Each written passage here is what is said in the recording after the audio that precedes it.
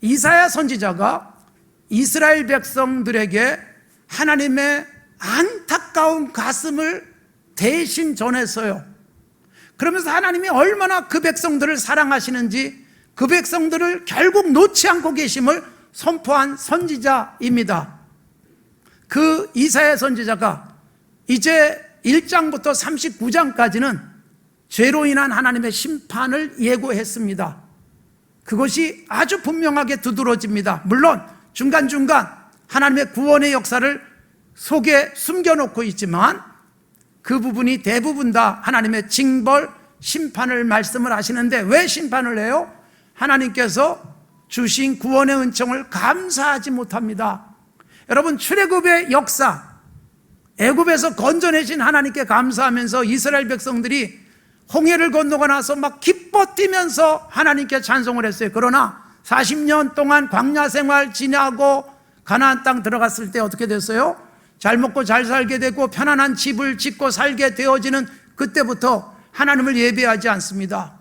그리고 우상 숭배에 빠집니다. 그러다가 결국 바벨론 포로로 완전히 멸망되어져 가게 되는 모습이 이사야 선지자를 통해서 예고되어지고, 그런 이스라엘을 건져내시는 하나님의 마음을 이 이사야 선지자가 담고 있는 것입니다. 하나님 앞에 힘들 때는 부르짖고 매달리다가 편안해지니까 하나님을 등지는 모습들, 이게 여러분 불행한 이스라엘의 모습이고, 이것을 회복시키는 방법이 뭐냐? 오늘 읽은 말씀에 여호와를 앙망하라입니다. 성경에 앙망이라는 단어 자체가 많이 나오지 않습니다. 11번 정도 나오는데 묵상집에 이사야서에 11번 나오는 거로 잘못 기록이 됐습니다만 성경 전체에 11번, 그 중에 이사야 선지자가 8번을 쓰고 있습니다.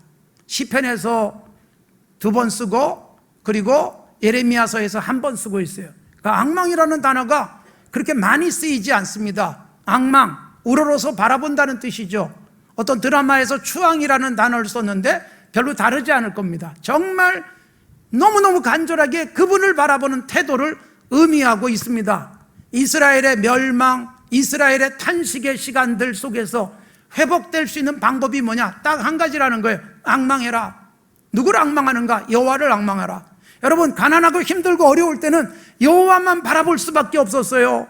너무 가난해서 먹기도 힘들 때는 하나님만 의지할 수밖에 없었어요. 그런데 배부르고 나니까 하나님 말고 다른 걸 쳐다보기 시작하는 거예요. 돈을 앙망하고, 저렇게 돈 번 사람 너무너무 부럽고, 그런 세상으로 바뀌어가기 시작하는 거예요. 우리들이 여러분, 이사야 선지자가 안타깝게 외친 이 말씀을 가슴속에 다시 한번 새기셔야 합니다. 그래서 여러분, 이스라엘 백성들이 배가 부르고 나니까 하나님께 제사를 드리면서도 상품성이 없는 제물을 드리기 시작하는 거예요. 한쪽 눈이 안 보이는 양을 잡아드리고, 하나님이 제발 성전에 오지 마라, 지긋지긋하다, 그렇게 말씀을 할 정도의, 그게 이사야서 1장에 담겨 있는 거예요. 그래서 1장부터 39장까지 하나님의 징벌들이 예고되는 거예요. 그러나 그럼에도 불구하고 하나님은 그 백성들을 사랑하셔서 결국 회복시켜 주시고, 이 회복은 단순하게 이스라엘의 회복만이 아니라 하나님 나라, 예수 그리스도를 통해서 펼쳐질 하나님의 나라를 이사야 선지자가 담고 있습니다.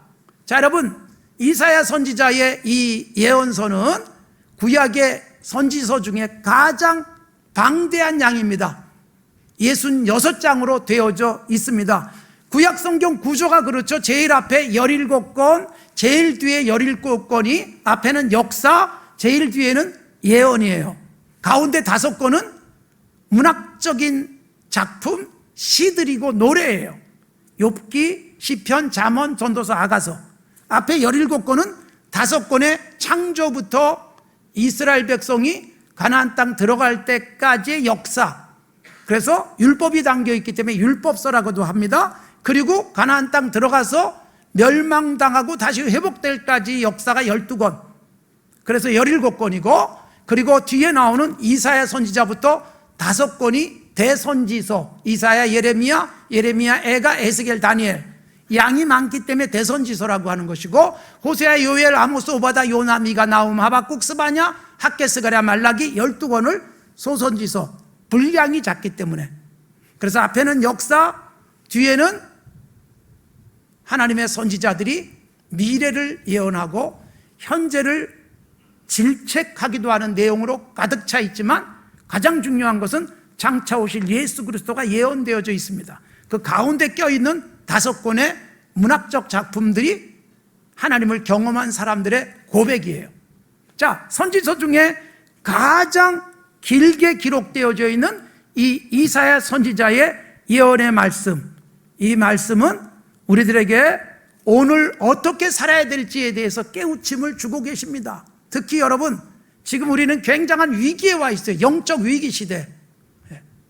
그래서 하나님을 온전하게 예배해야 됨에도 불구하고 하나님보다 관심 가는 곳이 더 많고 하나님을 앙망하기보다 세상을 우러러보는 일들이 너무나도 많아진 때에 이사야 선지자가 우리를 깨우쳐주고 있습니다. 그래서 오늘 이 말씀은 우리에게 주시는 말씀으로 받아서 우리의 신앙을 점검할 수 있었으면 좋겠습니다. 자, 이사야 선지자가 이사야 선지서를 통해서 하나님에 대해서 중요한 2가지 표현을 해주고 있습니다. 한 가지가 가장 많이 나오는 표현인데 이스라엘의 거룩한 자라는 표현입니다. 성경 전체에 이스라엘의 거룩한 자라는 표현이 많이 나오지 않아요. 대부분 다 이사야 선지자가 쓰고 있습니다. 30번이 넘게 나옵니다. 시편에 3번, 예레미야서에 2번, 열왕기 하등에 1번, 그 외에 모든 표현은 바로 이사야 선지자가 쓰고 있어요. 그래서 하나님이 누구냐? 이스라엘의 거룩한 자.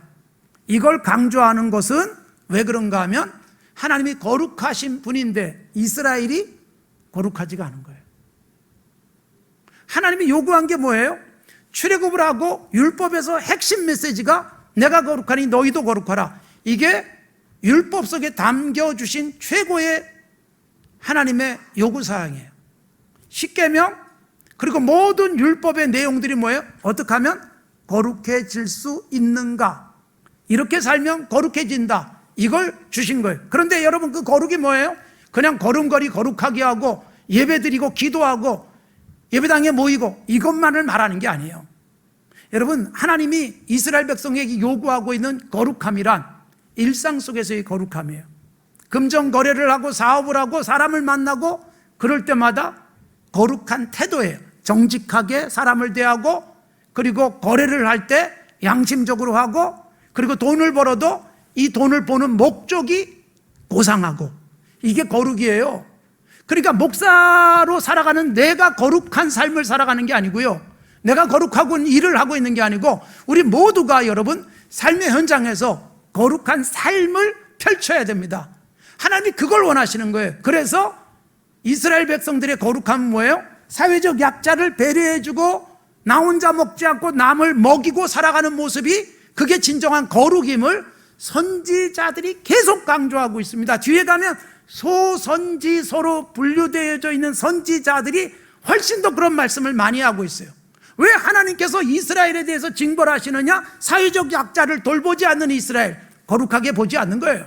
아무리 하나님 앞에 많은 재물을 드려도 내 옆에서 울고 있는 사람을 눈물을 닦아주지 않고 배고픈 사람 먹이지 않으면 거룩하지 않다라고 보시는 거예요. 그래서 하나님이 거룩한데 왜 너희는 거룩하지 않니? 이게 이사야 선지자의 간절한 외침. 거기다 이어지는 또 하나의 표현은 60회 정도 나와 있는 구원이라는 단어와 구원자라고 하는 20번 이상 나오는 표현이에요. 그러니까 하나님은 이스라엘의 거룩한 자인데 이스라엘 백성이 거룩하게 살지 않아서 다 무너지고 회파되고 그리고 포로로 잡혀가지만 하나님은 그래도 구원하신다. 이게 이사야 선지자의 메시지예요.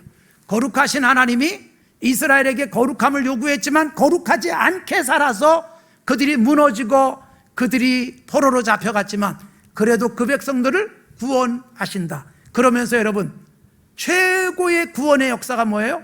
이사야 선지자가 예언하고 있는 메시아 예수 그리스도가 이 땅에 오셔서 십자가에서 죽으시면서 우리에게 영원한 구원의 은총을 주시는 거죠. 그래서 이사야 선지자는 바로 그 구원자 되시는 메시아 예언이 가장 구체적이고 드라마틱하게 표현되어져 있고, 그분이 오셔서 구원하신 세상을 무엇으로 말씀하는가? 66장으로 가면 마지막 장이 새하늘 새 땅이에요. 그래서 새하늘이 펼쳐질 것이다. 새로운 땅이 펼쳐질 것이다. 이스라엘이 바벨론의 포로로 잡혀갔다 돌아와서 새하늘 새 땅이 아니라 예수 그리스도가 오셔서 예수 그리스도를 모신 사람들에 의해서 새하늘 새 땅이 펼쳐질 것을 강조하고 있습니다. 여러분 1장부터 39장까지 하나님께서 이스라엘 백성을 향해서 죄를 깨우쳐 주시는데, 그러면서 무엇을 요구하고 있는가? 제발 하나님만을 좀 바라봐라. 왜 자꾸 세상에 힘 있는 자들을 도움의 대상으로 삼고 있느냐? 그래서 그 구체적인 가장 중요한 지적이 31장에 나옵니다. 도움을 구하러 애굽으로 내려가는 자들은 화가 있을 것이다. 여러분, 이스라엘이 위험한 일을 만나면 강대국을 의지하려고 하는 거예요. 아니, 여기까지 인도하신 분이 하나님이신데 강대국에다가 도움을 요청하는 거예요. 이집트에다 도움을 요청하는 거예요. 그래서 이집트로 도움을 청하러 가는 자들에게 화가 있을지어다. 그들이 아무리 힘이 있어도 기껏 해봐야 말들이 많고 군대가 많아서 힘이 있게 보일지 모르지만 하나님 없이는 아무것도 안 된다. 이걸 강조하고 있는 거예요. 그러니까 여러분, 우리가 살아가면서 정말 위험한 것은 뭐냐 하면 좀 더 나보다 힘 있는 사람을 내가 의지하고 싶은 마음들. 여러분, 우리가 의지할 대상은 하나님뿐입니다. 하나님을 의지했는데 하나님이 우리의 위기 속에서 때로는 강대국을 사용하시기도 하고, 생각도 못했던 소련 덕분에 우리나라의 전쟁 중에 유엔군이 들어올 수 있게 됐어요. 소련이 안전보장 이사회에 참여하지 않으면서 소련이 비토권을 행사하지 않았고, 그래서 유엔군 파견이 결정이 가능했습니다. 하나님이 역사 속에서 섭리하시는 거예요. 그러니까 우리가 어떤 나라 덕분에 살 수 있다? 착각이라는 거예요. 하나님을 의지해라. 그래서 예수 믿는 사람만큼은 하나님만을 앙망하는 것입니다. 이것을 강조하는 것이 이사야 선지자입니다. 선지자들의 강조하는 점입니다. 그리고 구체적으로 하나님을 정말 의지하는 삶에 대한 중요한 사례가 또 나와요. 여호와를 의지했던 사람, 36장부터 39장까지 유대 왕 중에 히스기야예요. 다윗처럼 하나님을 의지했던 히스기야, 그는 여러분 아수르의 18만 5천 명이 쳐들어왔을 때 그때 군대를 모으지 않습니다. 작전 회의를 하지 않습니다. 아수르가 보낸 협박 편지를 들고 성전에 올라가서 하나님 앞에 편지를 펴놓고 기도합니다. 그런데 여러분, 그렇게 기도하고 하나님을 의지했더니 하나님의 군대가 그날 밤에 아수르의 18만 5천 명을 시체를 만들어 버립니다. 승리예요, 승리. 하나님을 의지하는 거예요. 도움을 구하기 위해서 애굽으로 가지 마라. 도움을 구하기 위해서 강대국을 의지하지 말라. 하나님만 의지하라. 하나님이 놀랍게 역사하셨어요. 병들어서 죽게 됐을 때 히스기야는 하나님 앞에 벽에다가 얼굴을 대고 기도하면서 15년 수명 연장을 받습니다. 그런데 히스기야의 결정적 실수가 뭐예요? 그렇게 살아났는데 마치 자기 힘으로 된 것처럼 바벨론에서 사신들이 왔는데 자기 자랑이에요. 하나님이 결국 바벨론의 포로로 잡혀가게 하시는 거예요. 그래서 여러분, 이사야서의 전반부는 하나님만을 앙망해라, 하나님만을 의지해라. 그리고 하나님을 의지하면 하나님이 회복시켜 주신다. 그래서 40장 내 백성을 위로하라, 내 백성을 위로하라.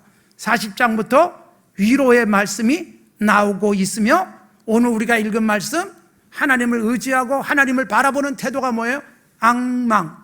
하나님만 바라보자. 세상 그 어떤 것도 우리가 의지할 대상이 아니다. 그래서 하나님을 앙망하면 무너져도 다시 일어설 것이고, 엎어져도 하나님이 다시 세우실 것이다. 이것이 강조되어져 있는 이사야 선지자의 예언의 말씀이고, 여호와를 앙망하면 여러분 독수리가 날개치며 올라가는 것처럼 그렇게 훨훨 날아갈 것이고, 뛰어가든 걸어가든 피곤치 않을 것이다. 그리고 그렇게 살아가면 41장 두려워하지 말라, 내가 함께함이니라. 하나님의 임마누엘의 복이 약속되어져 있고, 그리고 하나님만 앙망하면 생각지도 못했던 강대국의 도움이 있다. 그게 구체적으로 나오는 게 45장이에요. 그래서 45장에 보면 여러분, 이스라엘 백성이 바벨론에 의해서 멸망당하고 포로로 잡혀가지만 하나님이 바벨론을 무너뜨리고 바사의 고레스가 여러분 이스라엘을 예루살렘으로 돌아가게 하십니다. 신비한 일이에요. 하나님도 섬기지 않는 나라 메데 파사의 왕 고레스가 이스라엘에 명령을 내리는 거예요. 예루살렘으로 돌아가서 성전을 건축하라. 여러분, 놀라운 일이에요. 이스라엘이 무슨 독립운동을 해서 바벨론에서 예루살렘으로 다시 돌아오는 게 아니라 하나님께서 생각도 못했던 왕을 사용하시는 거예요. 그래서 여러분, 하나님만 바라보면 하나님이 생각도 못했던 강대국, 생각도 못했던 힘을 동원하실 수 있다. 왜 그렇게 하시느냐? 43장에 보면 너희들은 내 것이다. 이게 확실한 하나님의 선언이에요. 그래서 물 가운데 들어가도 물이 침몰하지 못할 것이고 불 속에 들어가도 불이 태우지 못할 것이다. 너희는 내 것이다. 이게 신약으로 오면 예수님이 우리를 값주고 사신 것, 피로 값주고, 그래서 하나님의 것이라는 메시지가 담겨 있죠. 49장에 가면 하나님이 이렇게 말씀하십니다. 혹시라도 젖먹이는 엄마가 젖먹이던 아기를 잊을지언정 나는 너희를 절대로 잊지 않는다. 그렇기 때문에 너희들은 반드시 회복된다. 이것이 이사야 선지자를 통해서 주시는 희망의 메시지. 그리고 그렇게 회복시킨 이스라엘이 해야 될 일이 뭐냐? 60장 가면 이렇게 선포됩니다. 일어나라, 빛을 발하라. 신약으로 오는 거예요. 예수님이 교회, 그리스도인을 향해서 너희는 세상의 빛이다. 여러분, 이게 이미 구약에서 예언되고 있는 거예요. 아브라함을 선택하신 이유, 천하 만민이 너로 말미암아 복받게 할 것이다. 창세기예요. 이게 이사야 선지자에 보면 이스라엘은 온 세상을 비치는 빛이 될 것이다. 그 빛이 어떻게 돼요? 여러분, 이스라엘이 경제적으로 군사적으로 커지면서가 아니라 이스라엘의 진정한 구원자이신 예수 그리스도가 오시고, 예수 믿는 사람들이 이스라엘이고, 예수 믿는 사람들이 하나님의 것이고, 그리고 예수 믿는 사람들이 세상에 빛을 비추면 천하 만국이 빛으로 돌아오게 될 것이다. 그래서 지금 십자가 앞에, 빛 대신 예수 앞에 수많은 사람들이 들어와서 구원의 은총을 입게 되는 것이고, 그렇게 살아가면, 그렇게 예수 그리스도가 우리의 구원이 되시면 66장 마지막, 새하늘 새 땅이 내 앞에 항상 있는 것처럼 너희 자손과 너희 이름이 항상 있으리라라는 약속의 말씀, 새하늘 새 땅이 예고되고 있습니다. 이 새하늘 새 땅은 뭐예요? 여러분, 새하늘 새 땅은 이스라엘이 여러분 완벽하게 주변 국가에게 위협받지 않는 그런 나라가 아니에요. 경제적으로 강성한 나라가 된다는 의미가 아닙니다.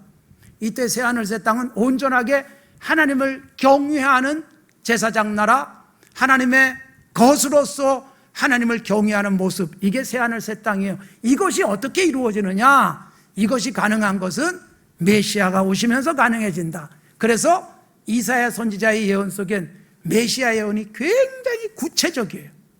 가장 많이 기록되어져 있는 책이 이사야서입니다. 이사야 7장 14절, 마태복음 1장 23절에 나오는 보라 처녀가 잉태하여 아들을 낳을 것의 이름을 임마누엘이라 하리라.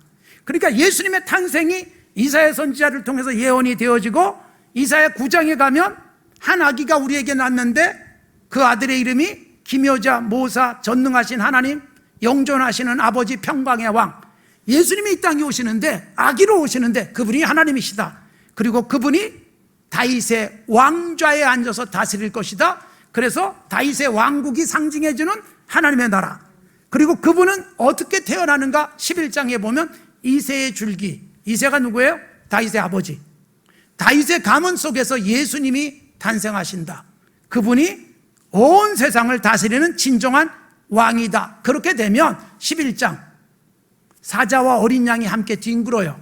어린아이가 독사의 굴에다 손을 놓고 장난해도 해를 당하지 않는 세상.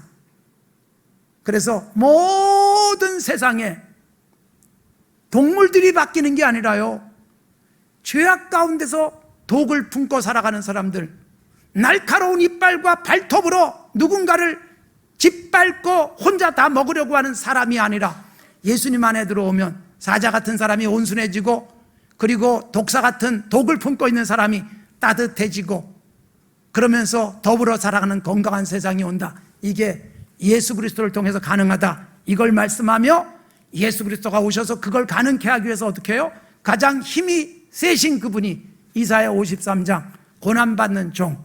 그래서 그가 찔림은 우리의 죄악 때문이다. 그가 채찍에 맞음으로 우리가 나음을 입었도다. 이게 53장이에요. 그분이 부활하셔서 우리에게 영원한 나라, 하나님 나라를 안겨주신다. 그분이 이 땅에서 역사하실 때 여러분, 하나님의 영이 임하심으로 온 세상에 하나님 나라를 펼쳐가기 시작했다. 그걸 우리가 받아서 이제 하나님의 나라, 새하늘 새 땅을 만들어야 된다라고 강조하고 있는 것이 바로 이사야서입니다. 사랑하는 성도 여러분, 이사야서 긴 책이에요. 66장의 긴 책에서 우리는 뭘 보게 되는가?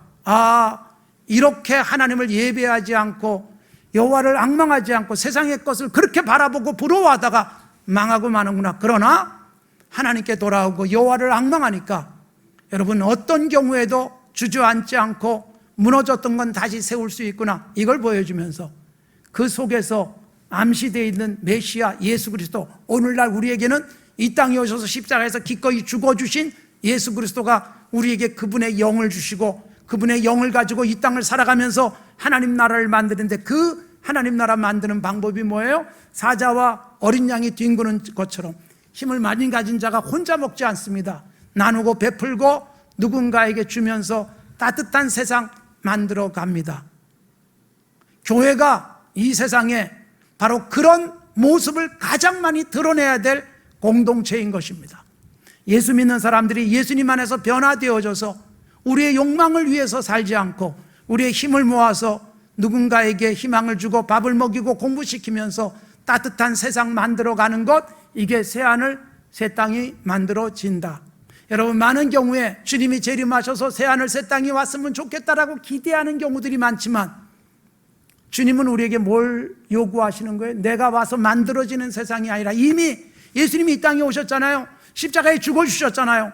모든 걸 포기한 채 인간의 고난을 대신 짊어지셨던 예수님처럼 우리가 이 세상 살면서 예수님이 내 가슴 속에 계시기에 내 혼자 먹지 않고 내 것만 챙기지 않고 내가 돈을 버는 이유가 앞에서 말씀드린 대로 거룩해지고, 주님이 구원자로 오셨는데 내가 누군가에게 구원자 역할을 해주면서 살아가면 이 땅은 새로워지는 것입니다.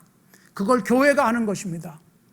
그래서 교회는 진정한 새하늘 새 땅의 전위대예요. 그래서 우리가 힘을 우리만을 위해서 쓰지 않습니다. 예배당에다 쏟아붓지 않습니다. 우리의 먹고 사는 것에 초점을 맞추지 않습니다. 우린 끊임없이 여러분들이 섬기며 드려진 것을 가지고 세상 곳곳을 찾아가는 것이고, 위로하고 베풀고 나눠주고 IT에, 그리고 저 요르단에, 그리고 라오스에 하나님의 생명력을 나눠주기 위해서 우리 것을 기꺼이 흩습니다. 흩어버립니다. 그래서 우리 주머니가 비어가지만, 그러나 우리의 가슴은 더 뜨거워지고 감격이 되어지고, 그러다 보니 하나님이 또 채워주셔서 우리는 더 많이 흩을 수 있는 건강한 교회 공동체가 되어지는 것, 이게 새하늘 새 땅을 만드는 것이다. 제발 돈 벌기 위해서 하나님께 드려야 될 것도 뒷주머니에 집어넣고 살지 말아라. 이게 1장부터 시작해서 새하늘 새 땅은 우리가 그렇게 메시아가 오셔서 하신 것처럼 나누고 희생할 때 우리가 살고 있는 세상이 숨쉴 만한 세상, 따뜻한 세상. 여러분, 예수 믿으면서 이기적 욕망 속에 빠지지 마십시오. 하나님, 제발 내가 저 사람 이기고 내가 서게 하옵소서. 내가 저 사람보다 많아지게 하옵소서가 아니라 내가 저 사람보다 더 많이 베풀고 나눠주게 하옵소서. 이게 진정한 새하늘 새 땅을 펼쳐가는 그리스도인의 모습임을 강조하고 있습니다. 사랑하는 성도 여러분, 이사야 선지자를 우리가 함께 만나면서 이사야 선지자가 예언한 새하늘 새 땅을 우리의 나눔, 섬김, 여호와를 앙망하기에 기꺼이 땅의 것은 놔버리고 하나님을 붙들었는데 하나님이 풍성하게 채우시는 그 복 누리는 성도들이 되어지기를 바랍니다.